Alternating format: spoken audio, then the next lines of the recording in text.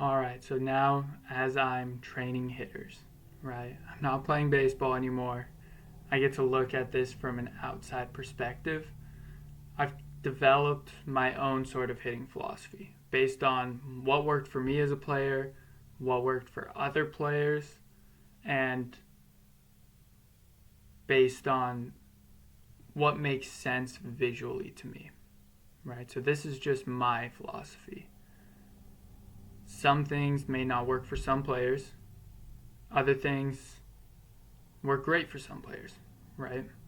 It's not a one size fits all. It's just that if I were working with a player who had a completely clean slate, these are the patterns that I would try to establish in that hitter. Okay? So, essentially, coiling into the back hip and establishing the hip hinge, maintaining that hip hinge throughout the entire swing, having proper sequencing, and having tight rotations behind your front side. Okay, so I have on here Marcus Semien. First of all, we'll look at the load, right? I think this is the foundation of everything. It's the learning how to get into your back hip is the holy grail of hitting. I think Jordan Stauffer said that. But that's just something that really resonated to me as a player and now as a coach. So it's not a transfer of weight back to weight forward. All we want to do is get into that back hip and that back glute. So it's a coil right there. Okay? And when we do that, we're also establishing the hip hinge. So if we go back to this part, right? As he loads,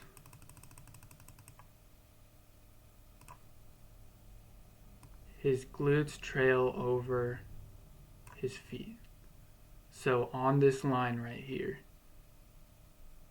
that is what it means to establish the hip hinge by coiling into your back hip. Okay? Now the next pattern is maintaining that hip hinge throughout the swing.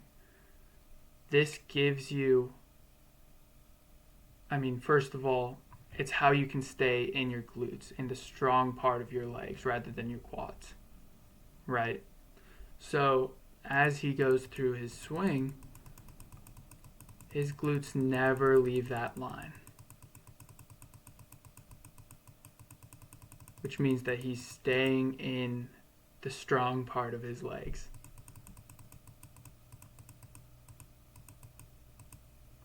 Okay. Number 3 is sequencing. Obviously, I'm not the first one to say any of this stuff, but this is probably the most simple, right? Sequencing is just hips bring the torso, torso bring the hands, hands bring the barrel, right? Okay, so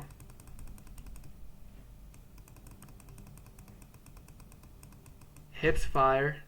There's that little bit of lag between the legs going and the torso, and then from there, hands are just along for the ride, right? So hips pull the torso, and torso pulls the hands. The hands' only job right here is to keep direction up the middle of the field, right?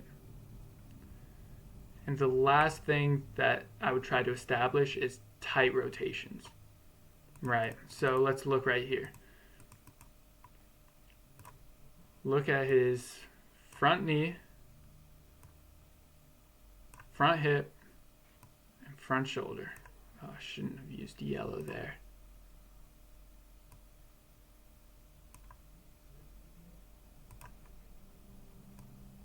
Okay.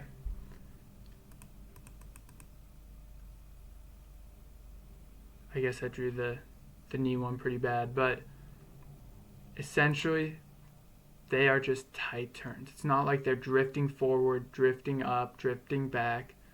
Wherever they start, they're rotating behind, right? Some hitters, especially on this front shoulder, they tend to kind of pop up, right? Where it goes back and then around. But with Simeon here, it's just right there. It never goes, boom, right there. It's just tight rotation. So obviously these are not the end-all be-all of hitting. This is just the principles that I work with for my hitters and something that I've seen success with. Obviously not the only way. I'm not naive. I'm 23, right? It's all just based on my own personal experience, what makes sense to me, and what makes sense to the players that I'm coaching.